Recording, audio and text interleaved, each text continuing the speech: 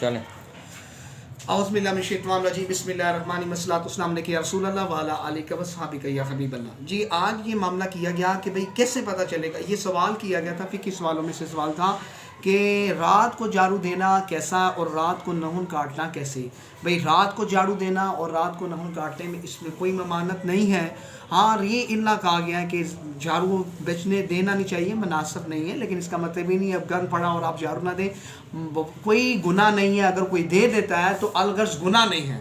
اگر کوئی ایسا عمل کر دیتا ہے تو اس سے گناہ نہیں ہوگا، کوئی فرض واجب نہیں ہے۔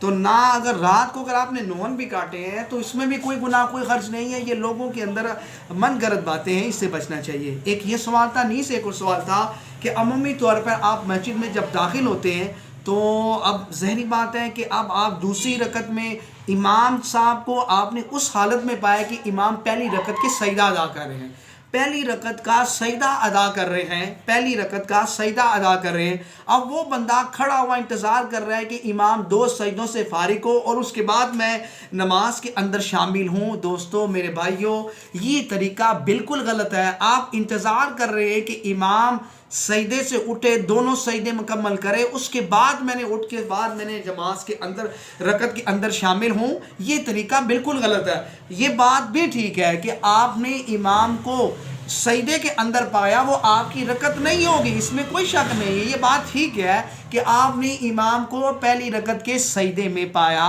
تو آپ کی رکعت نہیں ہوگی، لیکن سوال یہ ہے آپ اس بات کا انتظار کر رہے ہیں کہ امام کھڑا ہو کر اس کے بعد دوسری رکعت کے لیے قیام کرے تو آپ اس کے قیام میں رکعت میں آپ اس کی نماز کے اندر شامل ہو۔ یہ طریقہ غلط ہے، وہ آپ کی رکعت میں شامل نہیں ہوگا، لیکن کیا پتا کہ وہی سجدہ اللہ کو قبول ہو جائے،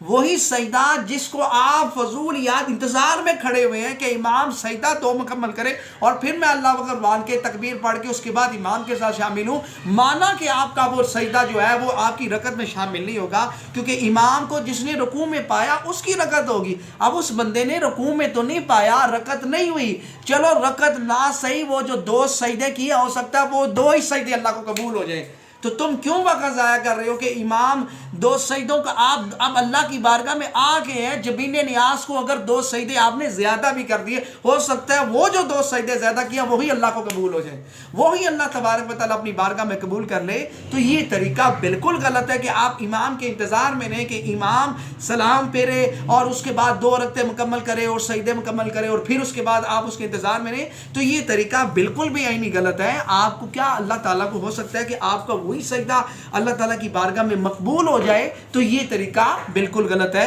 اس سے اجتناب کرنا چاہیے۔ اللہ تعالیٰ عمل کی توفیق عطا فرمائے، آمین، صلی اللہ علی محمد۔